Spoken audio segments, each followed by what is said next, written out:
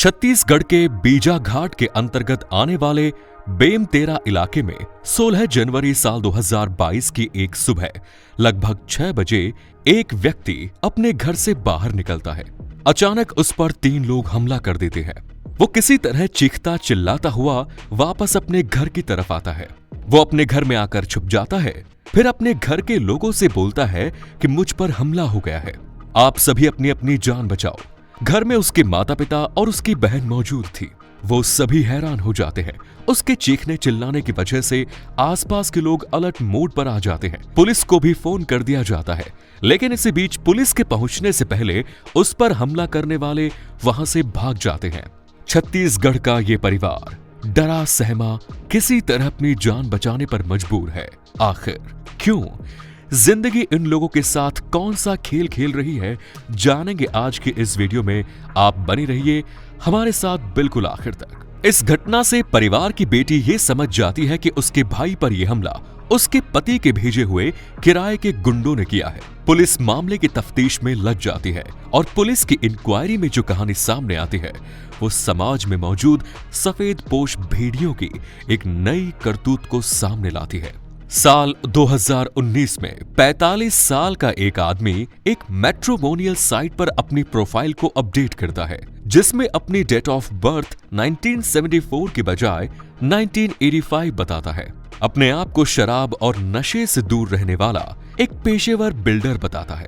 अपनी सालाना इनकम को 1 करोड़ बताने वाला ये आदमी अपनी प्रोफाइल को इतना अट्रैक्टिव बनाता है, कोई भी लड़की या उसका परिवार आसानी से उसके झांसे में आ सकता था। और हुआ भी ऐसा ही।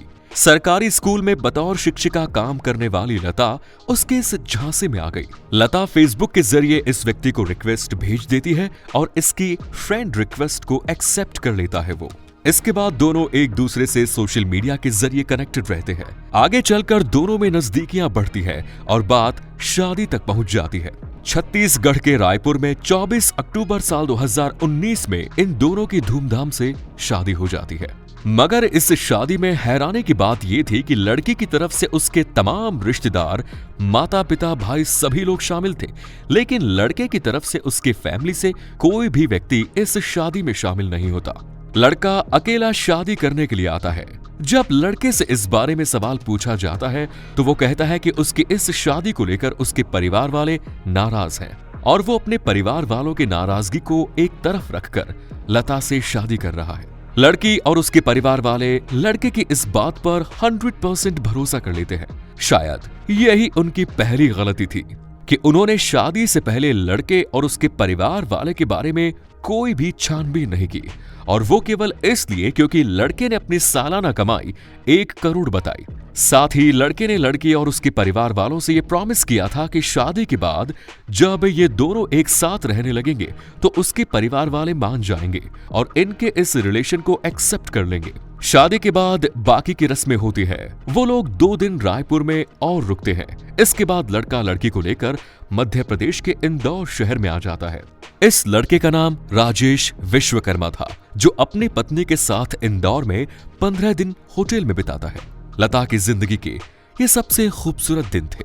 इतने दिन बीत जाने के बाद भी राजेश ने अपनी पत्नी को अपने फैमिली मेंबर से नहीं मिलवाया। लता ने जब उससे कहा कि मुझे अपने परिवार वालों से मिलवाओ तो उसने कहा कि अभी माहौल ठीक नहीं है, इसीलिए तुम्हें अपने परिवार वालों से नहीं मिला सकता। राजेश का मांगलिया क्षेत्र में एक आलीशान फार्म हाउस है जो शिप्रा थाने के अंतर्गत आता है। इसने अपनी पत्नी को उसी फार्म हाउस में ले जाकर रख दिया।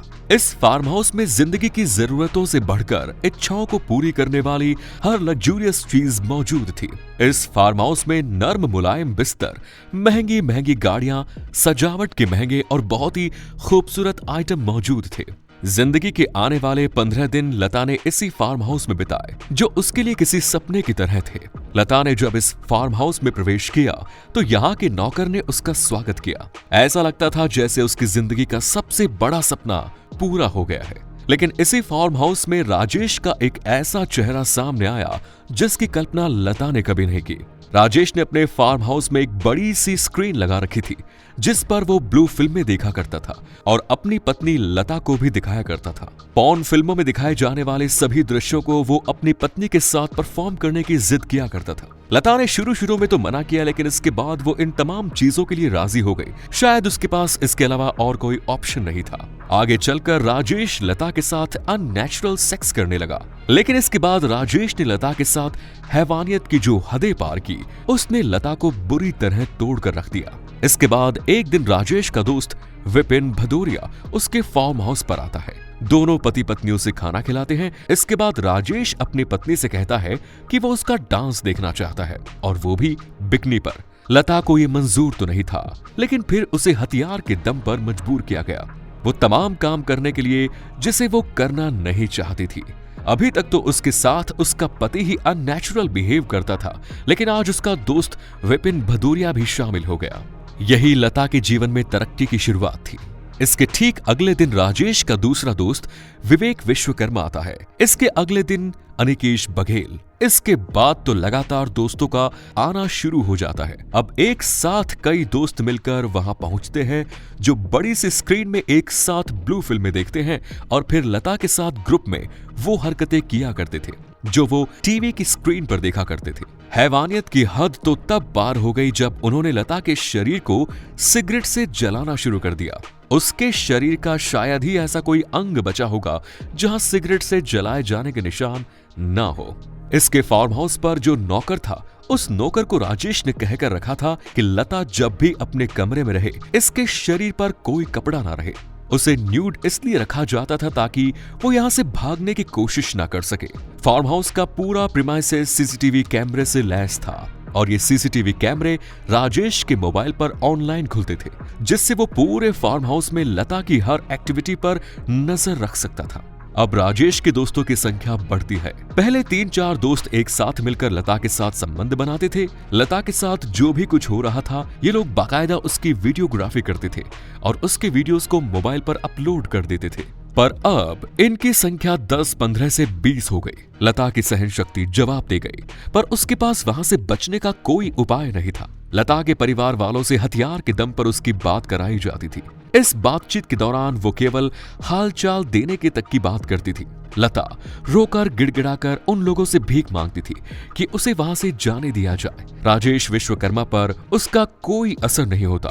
अब शहर से दूसरी लड़कियां भी वहां लाई जाती थी, उनका भी नंगा नाच कराया जाता था। शायद ही कोई ऐसा दिन बीता हो जब लता के साथ सामूहिक रूप से शारीरिक संबंध ना बनाए गए हो, उसे नग्न होकर नाचने के लिए मजबूर ना किया गया हो। लेकिन एक दिन राजेश विश्वकर्मा इस शर्त के साथ उसे मायके जाने की इजाजत देता है कि ये जो भी कुछ हो रहा है उसके बारे में तुम किसी को कुछ नहीं बताओगे। उसकी तमाम अश्लील वीडियो सोशल मीडिया पर अपलोड कर दी जाएंगी और तुम्हारे परिवार को भी जान से मार दिया जाएगा। लता मायके में आकर रहने लगती है। इसके बाद राजेश अपने दोस्त विपिन को उसे लाने के लिए भेजता है और कहता है कि अगर वो न आए तो उसे जान से मार दो।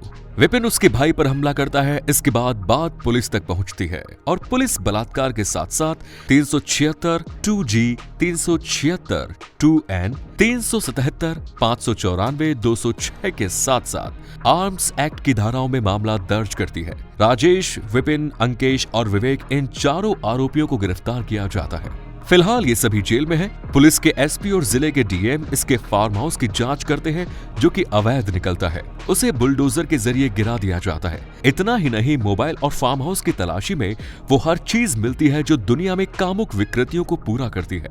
जब राजेश का फार्म हाउस गिराया जा रहा था, तब इसकी पहली पत्नी अचानक से सामने आई और उसने इस फार्म हाउस को बचाने की पूरी कोशिश की। उसने ये तो स्वीकार किया कि उसका पति एक अय्याश किस्म का इंसान है, लेकिन फार्म हाउस को बचाने में उसने एडमिनिस्ट्रेशन को भी गुमराह करने की कोशिश की। अब राजेश विश्वकर्मा की तमाम संपत्तियों की जांच की जा रही है। लता एक सरकारी स्कूल में टीचर थी। वो चाहती थी एक बेहतर जिंदगी, लेकिन करोड़ों के लालच में उसने अपने जीवन में ऐसे कटु अनुभव समेट लिए जो जीवन को कभी भुलाए नहीं जा सकते। धन्यवाद।